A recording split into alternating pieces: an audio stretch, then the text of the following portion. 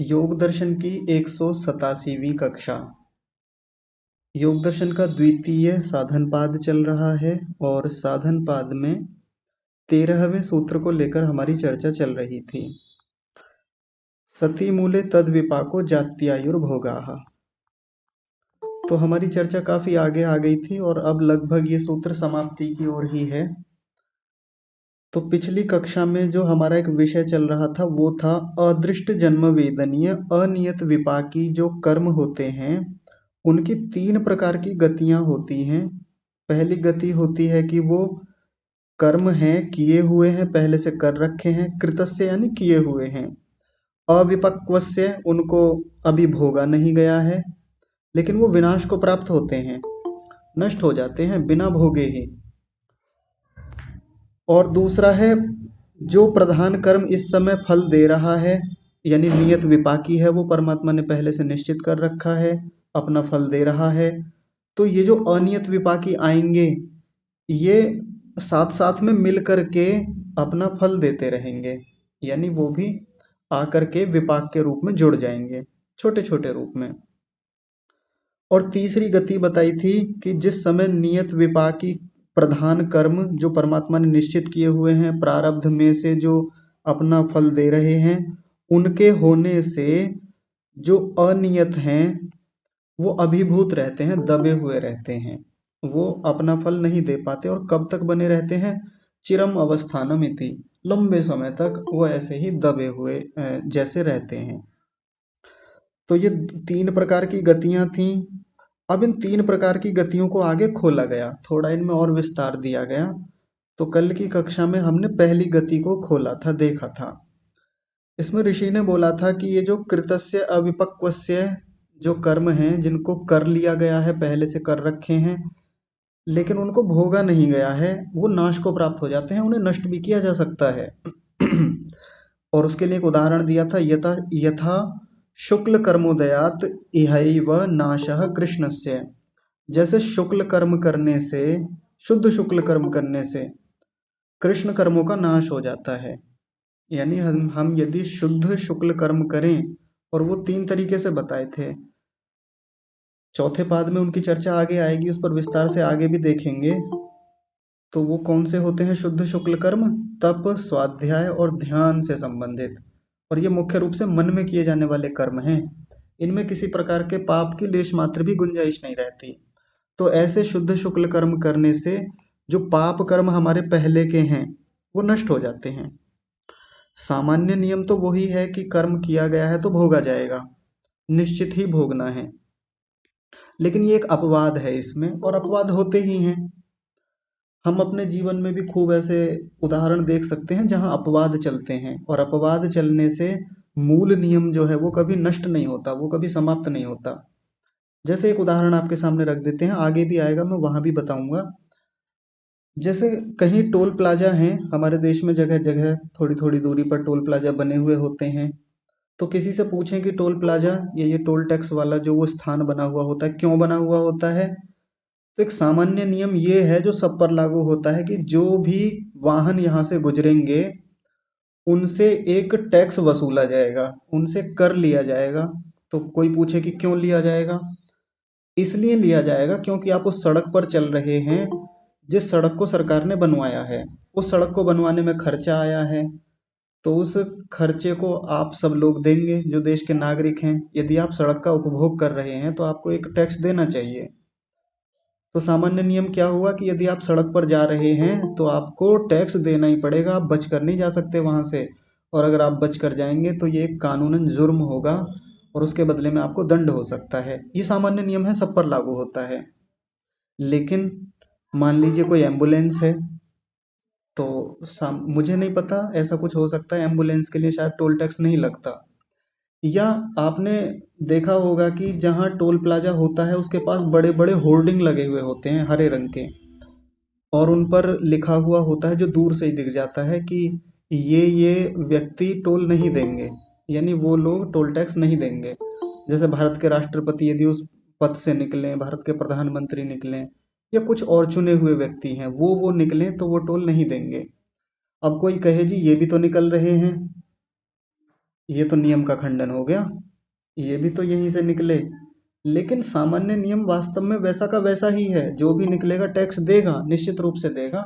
लेकिन चूंकि अपवाद के रूप में राष्ट्रपति हैं, राज्यपाल हैं, या प्रधानमंत्री हैं, मंत्री हैं, ये जो भी हैं वो अधिकारी, वो टोल नहीं देंगे, वो एक अपवाद हो गया।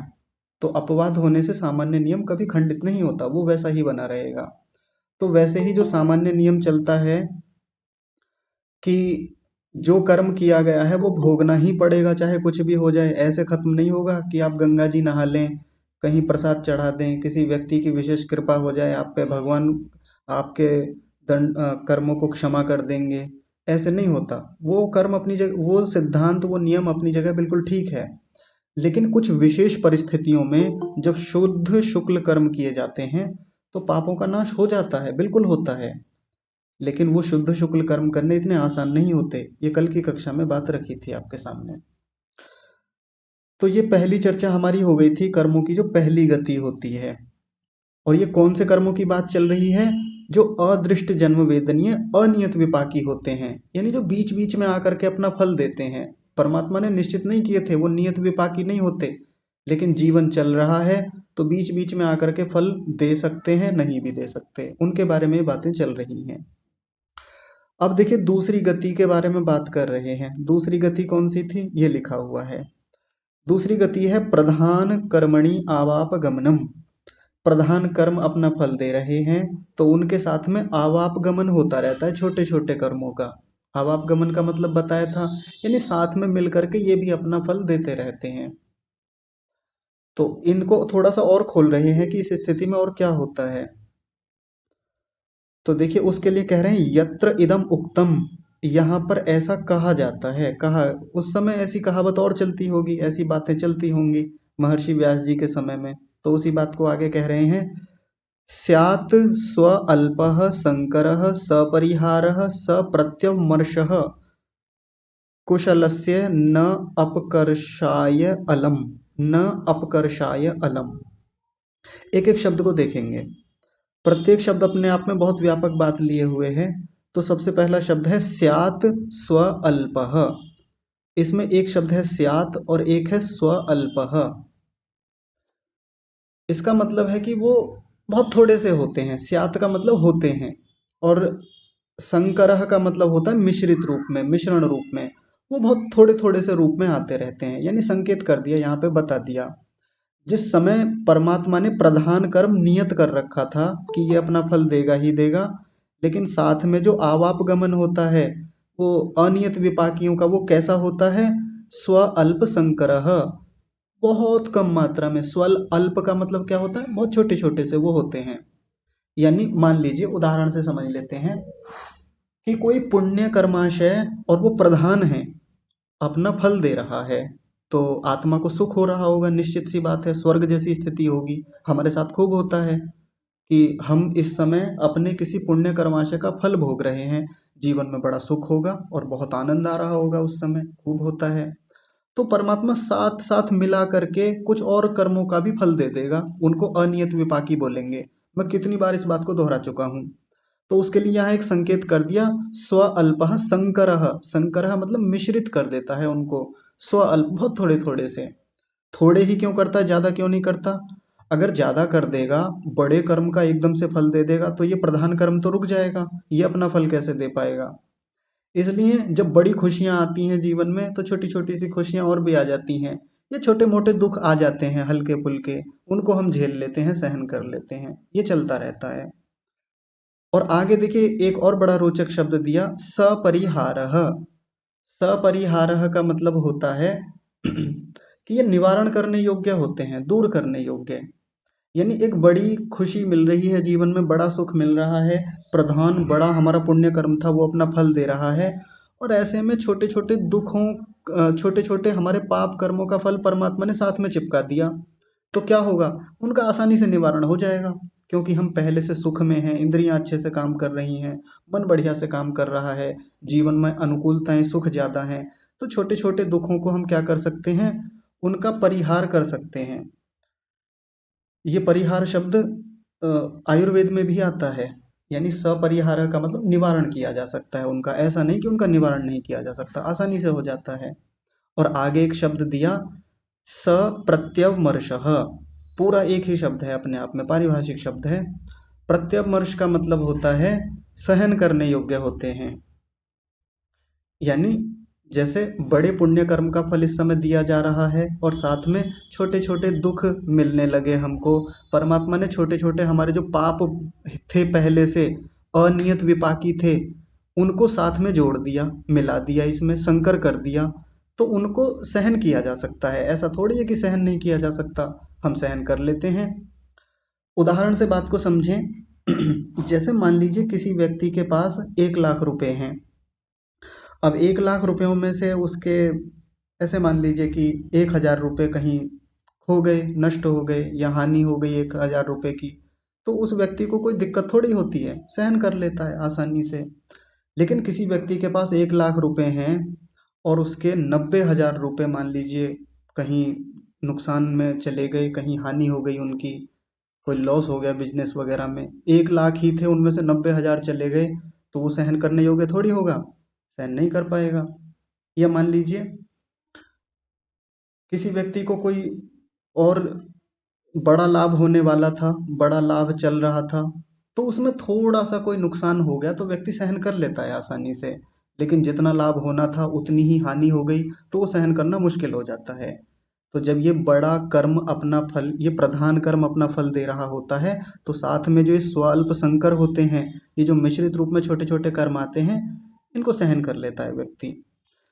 आगे देखिए क्या कहा, कुशलस्य न अपकर्षाय अलम। कुशलस्य, कुशलस्य का मतलब होता है वो कुशल व्यक्ति, वो योगी व्यक्ति, या वो जो व्यक्ति जो इस समय सुख को प्राप्त कर रहा है, ऐसा, या वो पुण्य वाला व्यक्ति जो है जिसने पुण्य कर रखे हैं और उन पुण्यों का फल उसको मिल रहा है। न अपकर्षाय अलम, तो ये जो बीच बीच में ऐसे कर्म आ जाते हैं दुख वाले, तो वो उसको अपकर्ष में समर्थ नहीं होते। अपकर्ष का मतलब होता है दबाने में, यानी उसको बहुत परेशान करने में, उसको बहुत दुखी करने में न अलम, समर्थ नहीं होते। अलम का मतलब होता है समर्थ होना, और न अलम का मतलब समर्थ नहीं होते। ये न को यहाँ जोड़ लेंगे अलम के साथ।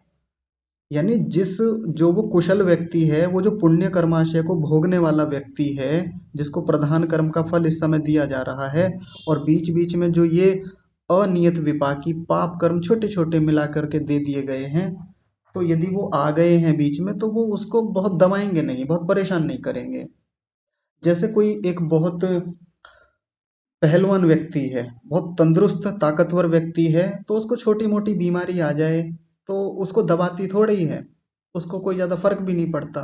ये मान लीजिए कोई पहलवान तंदुरुस्त स्वस्थ व्यक्ति है, हमेशा स्वस्थ रहता है ज़्यादातर, तो अब उसको किसी दिन भोजन नहीं मिला, एक समय का, 2 समय का भोजन नहीं मिला, तो उसका अपकर्ष थोड़ी होता है। यहाँ पर लिखा हुआ है न अपकर्षाय अलम, ऐसा उसका अपकर्ष नहीं होता, कभी उसकी हानि कोई ज़्यादा होती नहीं है। लेकिन हाँ, कोई व्यक्ति कमजोर है, रुग्ण है, बीमार है, उसको एक समय भोजन ना मिले तो बड़ी दिक्कत हो जाती है, एक समय दवाई ना मिले, औषधि ना मिले, तो समस्या तो हो जाती है और होती देखी जाती है। इसलिए ये जो कुशल व्यक्ति है, जिसके पुण्य कर्माशय बहुत हैं, खूब सारे हैं, खूब पुण्य कमा रखे हैं पहले से, और छोटे मोटे दुख परमात्मा दे दे उसके कर्मों के अनुसार, जो अनियत विपाकी हैं, तो ना ये इनको सहन भी कर लेता है, निवारण भी कर लेता है, और दबता नहीं है इनसे। बात समझ में आ गई होगी, बहुत आसान है। तो आगे कह रहे हैं कस्मात, ऐसा क्यों होता है। एक प्रश्न उठाया कि ऐसा कैसे हो जाता है, क्यों होता है, तो उसके लिए निवारण दे रहे समाधान दे रहे हैं। कह रहे हैं कुशलम ही में बहु अन्यत अस्ति। उसी व्यक्ति की भाषा में कह रहे हैं, जैसे वो व्यक्ति खुद बोल रहा हो। कुशलम ही में बहु अन्यत अस्ति, कुशलम माने शुभ कर्म, जो अच्छे कर्म है, पुण्य कर्म है। ही में, ही माने निश्चित रूप से, में माने मेरे, बहु माने बहुत सारे, अन्यत माने अन्य, अस्ति माने हैं।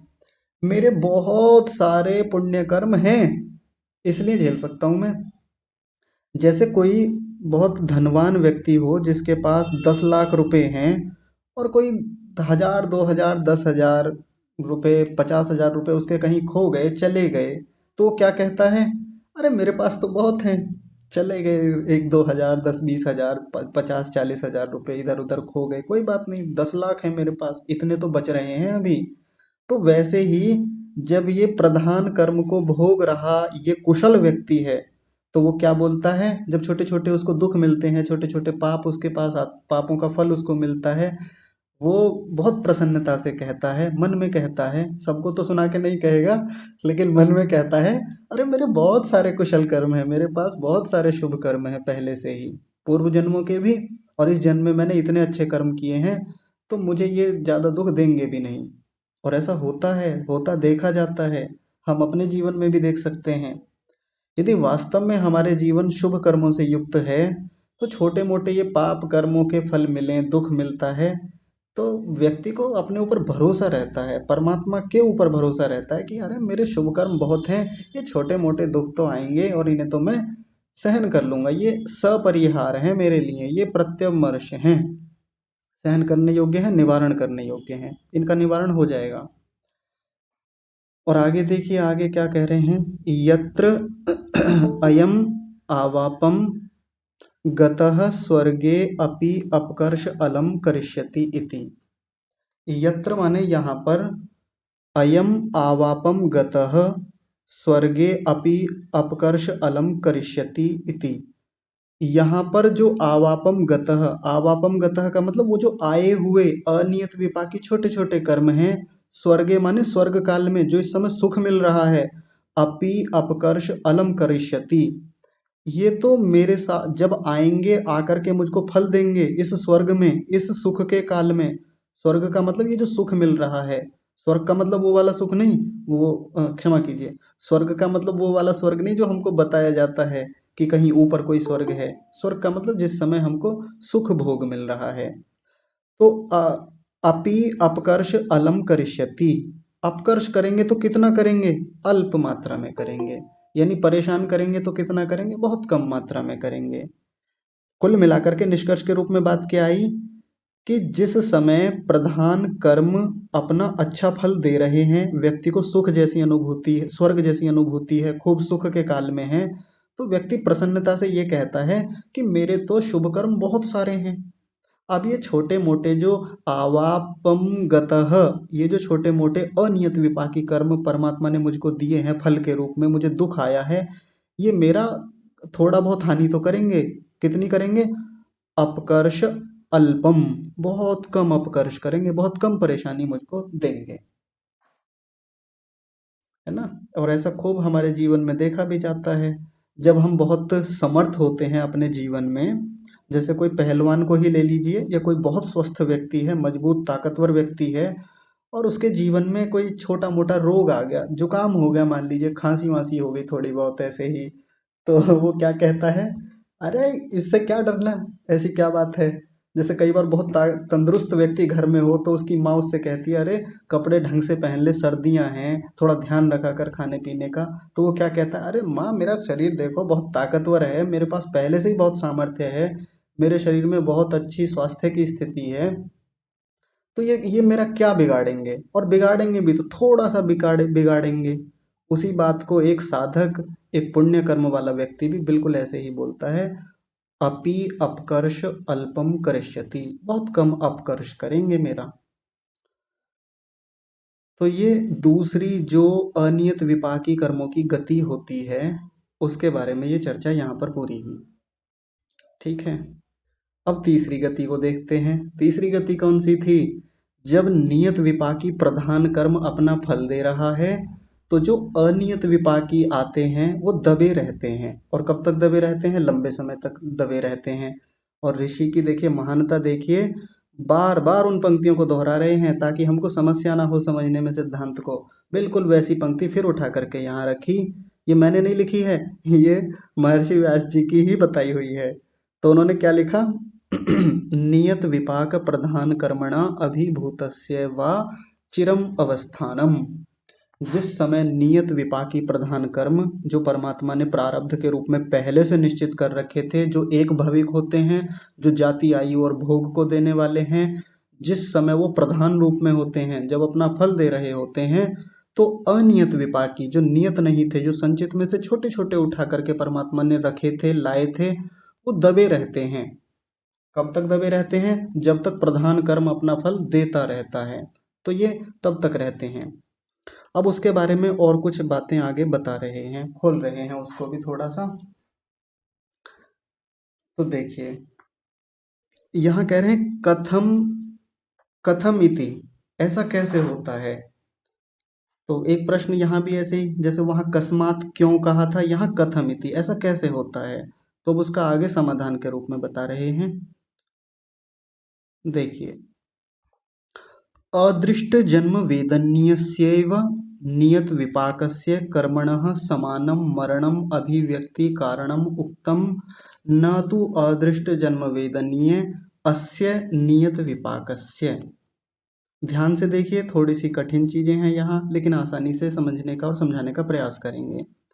अदृष्ट जन्म वेदनीयस्य, अदृष्ट जन्म वेदनीय, अदृष्ट जन्म वेदनीय और साथ में कहा नियत विपाकस्य, यानी जो अगले जन्मों में फल देने वाला फल होता है, जो कि जिस जन्म में कर्म किया जा रहा है उस जन्म में फल को नहीं देता, साथ में नियत विपाक है ना। पीछे ये चर्चा कई बार हो गई है और इसी की चर्चा चल भी रही है। अदृष्ट जन्म वेदनीय नियत विपाकस्य कर्मणः समानम मरणम अभिव्यक्ति कारणम उक्तम। ये जो, तनिक रुकिए, अदृष्ट जन्म वेदनीय नियत विपाकी जो कर्म हैं, वो समान रूप, समानम माने समान रूप से, मरणम अभिव्यक्ति कारणम उक्तम, उसका जो अभिव्यक्त, अभिव्यक्ति कारण है, अभिव्यक्त होने का कारण है, किसको कहा गया है? मरणम, मरण को कहा गया है।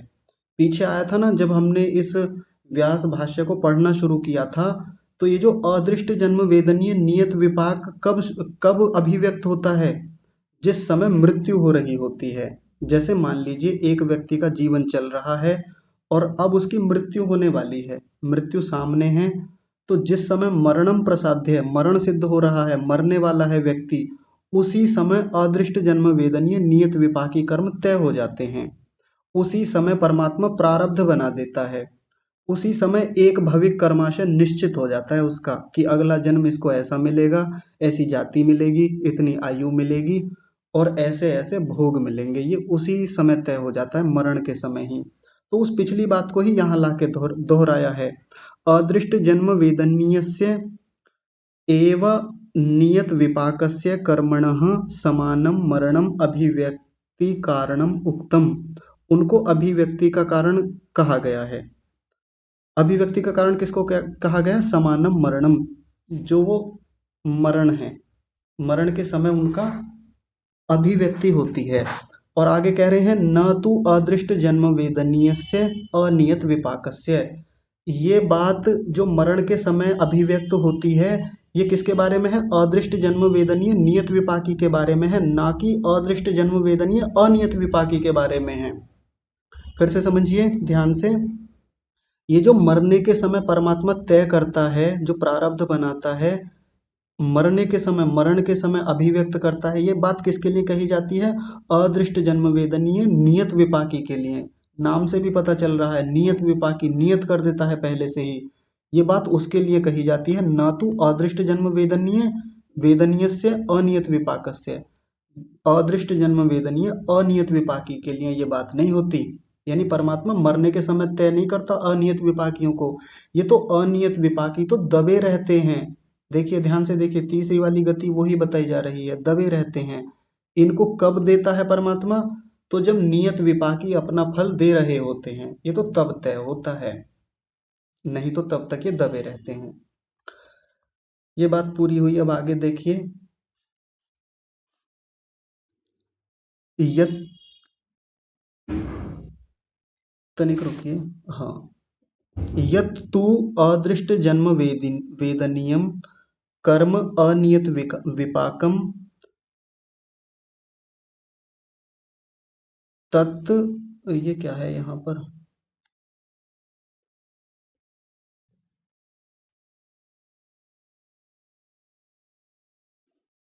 हाँ, तत् नश्येत है, तन नश्येत दिख रहा होगा ना, मैं भी खोल के बताऊंगा इसको। ये तत् नश्येत है। तत् नश्येत आवापम वा गच्छेत अभिभूतम वा। पहले इतने को देख लीजिए। तो यत तू, ये जो अदृष्ट जन्म वेदनीय कर्म हैं और साथ में अनियत विपाकी हैं, वो तीन प्रकार के हैं, उनको फिर से दोहरा दिया। यानी वो तीन गतियां जो थी उनको फिर से दोहराया है। देखिए और उनके क्या नाम हैं? तत् नश्येत, या तो वो नष्ट हो जाते हैं, और दूसरा बताया आवापम वागच्छेत, या वो साथ में मिल करके चलते रहते हैं, अपना फल देते रहते हैं। और तीसरा बताया अभिभूतम व चिरम उपासीत, या वो लंबे समय तक अभिभूत रहते हैं, दबे रहते हैं। ठीक है, तीन गतियां फिर से दोहराई हैं ये। तत् नश्येत, देखिए यहाँ शब्द को ध्यान से देखिए, ये तन नश्येत दिख रहा होगा ना, तो ये ऐसा हो जाएगा तत् नश्येत, या तो वो नष्ट हो जाते हैं। दूसरा क्या बताया? आवापम व गच्छेत, या साथ साथ चलते रहते हैं, साथ साथ फल को देते हैं। और तीसरा बताया अभिभूतम व चिरम, चिरम अपि उपासीत, यह लंबे समय तक वो अभिभूत रहते हैं, दबे रहते हैं। और वो कब तक दबे रहते हैं? तो उसके लिए आगे एक बात को फिर से खोल रहे हैं, उसी को आगे बढ़ा रहे हैं। यावत समानम कर्म अभिव्यंजकम निमित्तस्य न विपाक अभिमुखम करोति इति। यावत माने जब तक, समानम कर्म अभिव्यंजकम निमित्तस्य, जो समान कर्म है, उसके समान कर्म जो दबे हुए हैं, जो भी दबे पड़े हैं, जब तक उसके जैसा कोई बड़ा प्रधान कर्म अभिव्यंजक के रूप में या निमित्त के रूप में, अभिव्यंजक कहते हैं प्रकट होने को, जो उसका प्रकट होने वाला निमित्त है, जब तक वो न विपाकम अभिमुखम करोति, जब तक वो विपाक के लिए अभिमुख नहीं हो जाएगा, जब तक वो विपाक के लिए सामने नहीं आ जाएगा। तो इसको थोड़ा सरल भाषा में समझ लेते हैं कि ये कब तक दबे रहते हैं।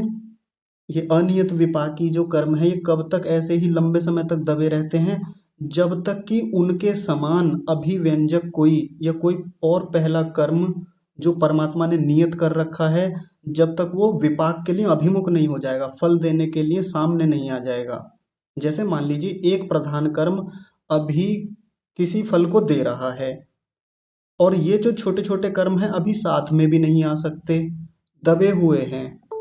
तो जब तक बिल्कुल इनके जैसा कोई और बड़ा कर्म आकर के अपना फल नहीं देने लगता, जब तक कोई प्रधान कर्म आकर उन्हीं के जैसा जो है समानम कर्म, ये यहाँ पर लिखा हुआ ना समानम कर्म, जब तक बिल्कुल उन्हीं के जैसा कोई कर्म आकर के विपाक की ओर अभिमुख नहीं होता, तब तक ये ऐसे ही दबे रहते हैं। ठीक है जी। तो यहाँ पर ये हमारी चर्चा पूरी हुई इतनी। अब बस इसमें आगे निष्कर्ष के रूप में कुछ और रोचक बातें कही हैं। इतना सारा बताने के बाद में, जब इतनी सारी बातें इन्होंने कर ली हैं इसमें कर्मफल सिद्धांत के बारे में, अब देखिए अंत में एक बड़ी कमाल की बात कह रहे हैं।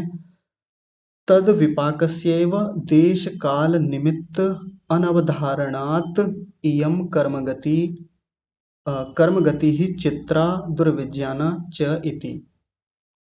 तद विपाकस्यैव देश काल निमित्त अनवधारणात्, ये जितना भी कर्मों का फल मिलता है, कौन से कर्मों का फल? ये जो अनियत विपाकी हैं, इनका ना तो देश निश्चित होता है, ना काल निश्चित होता है, ना निमित्त निश्चित होता है, इनका अनवधारण रहता है, अवधारण नहीं होता।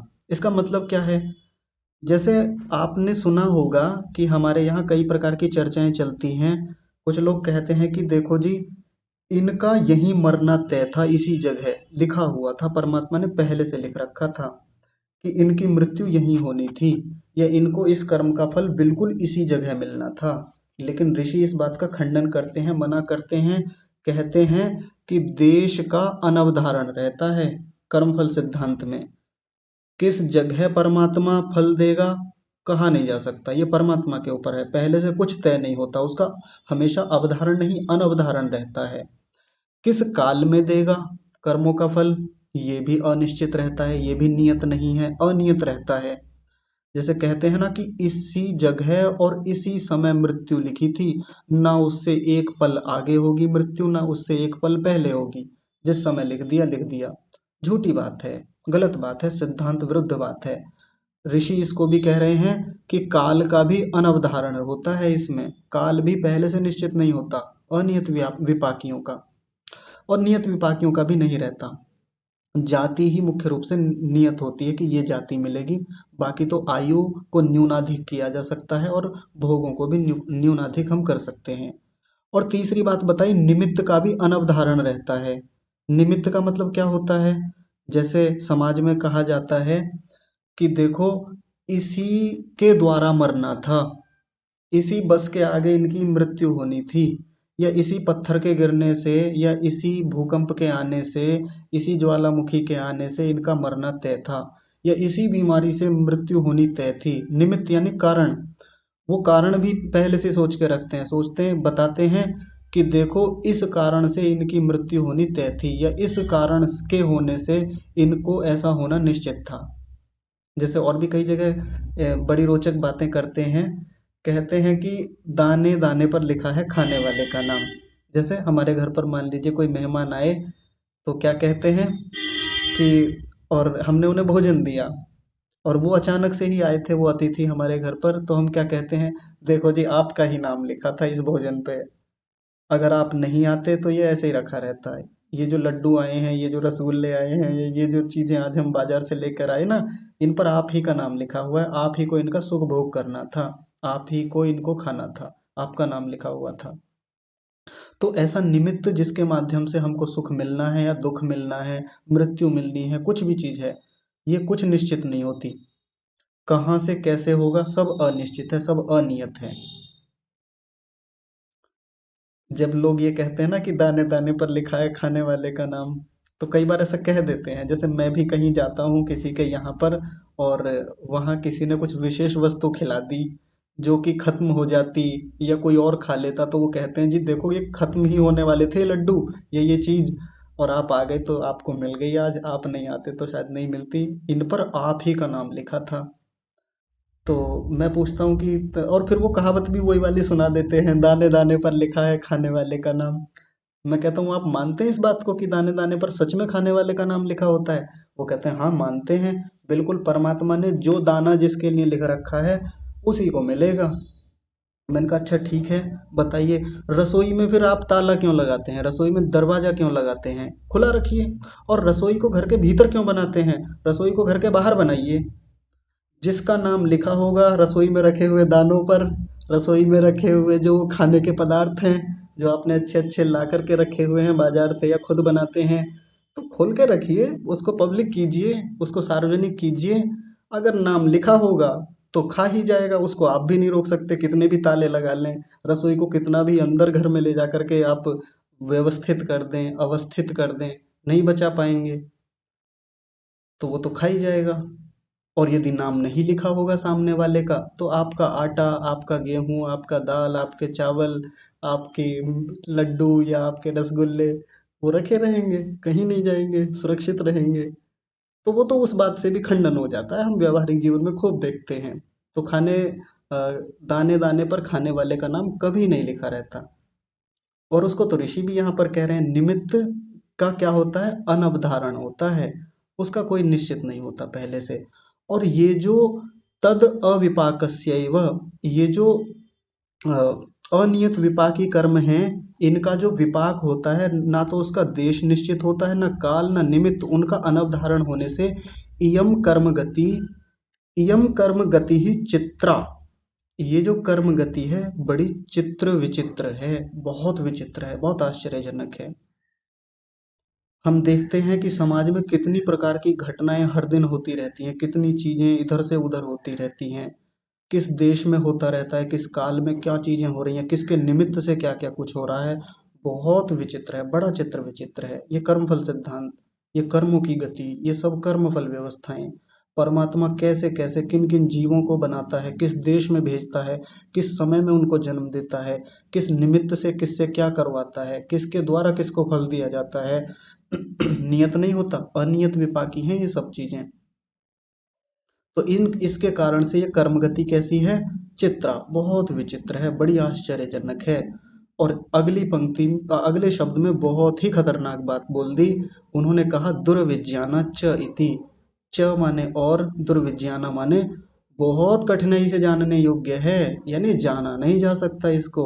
यदि कोई कह दे कि मैं कर्मफल सिद्धांत को बिल्कुल यथावत जानता हूँ और मुझको ठीक ठीक पता है कि ऐसा होता है, कोई ज्योतिषी या कोई बाबा, कोई भी मौलवी या कोई भी पादरी, कोई भी व्यक्ति हो, ये कहता हो मैं जानता हूँ जी इसके साथ क्या होगा, इतने समय के बाद ये होना है, ये होना है, ये होना है, ये है, ये तय है, पहले से सुनिश्चित है, ऐसा ऐसा होगा और बिल्कुल ऐसा होगा, इसको इतना जन्म मिलेगा, ऐसे मिलेगा, ऐसे ऐसे सारी चीजें हैं, तो वो झूठ बोलता है, वो बेवकूफ बनाता है और कुछ नहीं करता। क्योंकि ऋषि ने स्पष्ट कहा है, ये कर्म फलों की गति ऐसी है, ये कर्म गति ऐसी है जो बहुत कठिनाई से जानने योग्य है, इसको जाना नहीं जा सकता।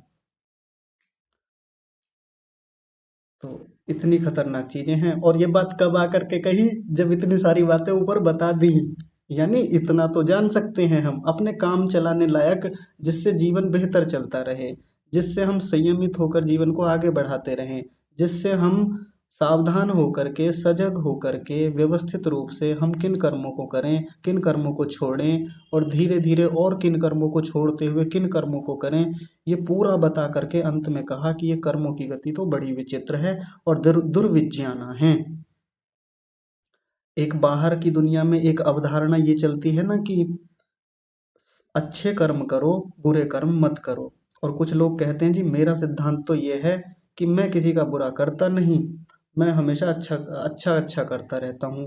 लेकिन इतने मात्र से बात नहीं बनती। हमने पिछले दिनों भी देखा है, और अभी चौथे पाद तक जाते जाते कर्मों की बहुत सारी चर्चाएं आएंगी। तब जाकर हमको पता चलता है कि केवल अच्छे कर्म करने मात्र से बात नहीं बनती। अच्छे कर्मों में भी शुक्ल कर्म अलग होते हैं और कृष्ण कर्म अलग हैं। कृष्ण शुक्ल कर्म अलग होते हैं जो पाप से मिश्रित होते हैं और हमको पता भी नहीं रहता। और अकृष्ण अशुक्ल कर्म वो अलग होते हैं जिनमें ना तो कृष्ण कर्म है ना शुक्ल कर्म है, यानी वो निष्काम कर्म है। उनका भी पता होना हमको जरूरी है। तो जितना जान सकते हैं उतना जानने के लिए हमेशा प्रयास करते रहना चाहिए। लेकिन अंततः तो आकर के यही कहा कि इनको ठीक ठीक जानना, यथावत जानना हमारे लिए संभव नहीं है, क्योंकि ये अनियत विपाकी कर्म ऐसे हैं कि न इनका देश पहले से तय है, न काल तय है, न निमित्त तय है, कब कहाँ किसके साथ क्या होगा कुछ निश्चित नहीं है। तो इतना हो गया है, और आगे देखिए अब वो बात कह रहे हैं जो थोड़ी देर पहले कक्षा के शुरू में बोली थी। च उत्कर्ष च उत्कर्ष क्षमा कीजिए, च उत्क उत्सर्गस्य च उत्सर्गस्य अपवादात निवृत्ति ही इति एक भविकः कर्माशयो अनुज्ञात इति। ये कह रहे हैं उत्कर्ष उत्सर्गस्य, उत्सर्ग का अपवादात, अपवाद से निवृत्ति ही, न निवृत्ति, यानी उत्सर्ग कहते हैं नियम को, सिद्धांत को। उत्सर्ग की अपवादात, अपवाद से न निवृत्ति, निवृत्ति नहीं होती। जैसे अभी थोड़ी देर पहले बताया था कि यदि कोई सिद्धांत बना हुआ है, कोई नियम बना हुआ है, तो ऐसा नियम बने होने से उसमें कोई अपवाद आ जाए बीच में, तो उससे कोई ये ना मान ले कि ये तो नियम ही खंडित हो गया, ये तो नियम ही तोड़ दिया आपने। तो कभी भी अपवाद आ जाने से नियम का अनवधारण नहीं होता, नियम नहीं टूटता, सिद्धांत को हम गलत नहीं कह सकते। जैसे अभी मैंने टोल टैक्स वाला उदाहरण दिया था, एक और उदाहरण से समझ लेते हैं, ये बात पूरी हो जाएगी यहाँ पर। कि मान लीजिए जैसे हमारी वर्तमान की कानून व्यवस्था है, न्याय व्यवस्था है, उस न्याय व्यवस्था के अंतर्गत कुछ लोगों को आजीवन कारावास दिया गया। मान लीजिए 5 व्यक्तियों को आजीवन कारावास मिला, और आजीवन कारावास का मतलब आजीवन नहीं होता कि वो हमेशा जेल में रहेंगे। उसके लिए एक अवधि निश्चित होती है कि 20 साल, शायद 20 साल ही होता है कि 20 साल तक आप जेल में रहेंगे। नाम आजीवन होता है, लेकिन अवधि लगभग 20 साल के आसपास होती है, यदि मैं गलत नहीं हूँ तो, गलत हूँ तो आप ठीक कराइएगा। तो 20 साल का मतलब ये होता है कि व्यक्ति के जीवन की एक बहुत बड़ी आयु, जो एक प्रोडक्टिव एज होती है जिसमें वो कुछ विशेष कर सकता है, वो जेल में ही चली जाती है, इसलिए उसको आजीवन ही कारावास कहा जाता है। अब वो जेल में रहा एक व्यक्ति, और सामान्य नियम क्या है कि जब तक इसकी आयु का काल, ये जो आजीवन कारावास दिया गया यानी 20 साल पूरे नहीं हो जाते, तब तक ये जेल में रहेगा और भोगेगा, इसको सजा मिलेगी। लेकिन 10-12 सालों के बाद उस व्यक्ति को का अवलोकन किया जाता है, उसकी एक प्रकार से उसके पिछले व्यवहार को, जेल में जो उसने रहा है वहाँ क्या क्या उसका आचरण रहा, उसको फिर से उठा करके देखा जाता है। यदि उसका आचरण ठीक है तो उसके आधार पर आगे फिर प्रक्रियाएं होती हैं, वो पूरा प्रोसीजर है, उसके आधार पर उस व्यक्ति को कई बार माफ़ कर दिया जाता है और जेल से बाहर कर दिया जाता है कि आप जा सकते हैं, आप स्वतंत्र हैं, आपको छोड़ा जाता है। क्यों? क्योंकि आपने अच्छा काम किया, आपका आचरण अच्छा रहा यहाँ पर, तो आगे आने वाले जो 7 साल बचे आपके या 8 साल बचे, वो अब कोई बात नहीं, वो छोड़े जाते हैं, उन्हें छोड़ दीजिए। अब ऐसे में कोई कहने लगे जी नियम तोड़ दिया आपने तो ये अपवाद है। नियम सामान्य रूप से वही है कि जिसको आजीवन कारावास मिला वो 20 साल तक रहेगा रहेगा जेल में, चाहे कुछ भी हो जाए। अब वहाँ बाकी कैदी कहने लगे कि जी ये तो नियम तोड़ दिया आपने, ये तो नियम तोड़ दिया, इसको कैसे बाहर कर दिया? अपवाद था, उस व्यक्ति ने ऐसे अच्छे कर्म वहाँ किए, आचरण उसका ऐसा रहा कि उन्होंने उस पर कृपा की और उसके जो बचा हुआ समय था उसको माफ कर दिया कि अब आप यहाँ नहीं रहेंगे। तो ये जो अपवाद आया, इससे कोई ये ना कह दे कि वो सामान्य नियम जो बनाया गया था जेल के लिए या जो कानून बनाया गया था वो खंडित हो गया। खंडित नहीं हुआ। नियम नियम की जगह रहता है और अपवाद अपवाद की जगह रहता है। तो उसी बात को यहाँ कह रहे हैं, उत्सर्गस्य अपवादात न निवृत्ति ही। अपवाद से उत्सर्ग की यानी मूल नियम की कभी निवृत्ति नहीं होती। तो ये बात यहाँ क्यों बता रहे हैं? वो इसलिए कह रहे हैं एक भविक्कः कर्माशयो अनुज्ञात इति। एक भविक कर्माशय के बारे में भी ऐसा ही जानना चाहिए। एक भविक कर्माशय वो है कि परमात्मा ने संचित कर्माशय में से कुछ प्रारब्ध निकाला और अनेक कर्मों को मिला करके एक भविक कर्माशय एक जन्म सिद्ध किया। ये क्या है? ये नियम है, ये मूल सिद्धांत है, ये उत्सर्ग है। लेकिन ये जो बीच बीच में जो अभी चर्चाएं आई, जिसको हमने अनियत विपाकी वाला कहा कि कौन सा कर्म कब फल देगा, कहाँ देगा, अगले जन्मों में देगा, अनेक कर्म मिलकर के एक जन्म देंगे या एक कर्म से अनेक जन्मों तक चलता रहेगा मामला, ये बीच बीच में अपवाद आ सकते हैं।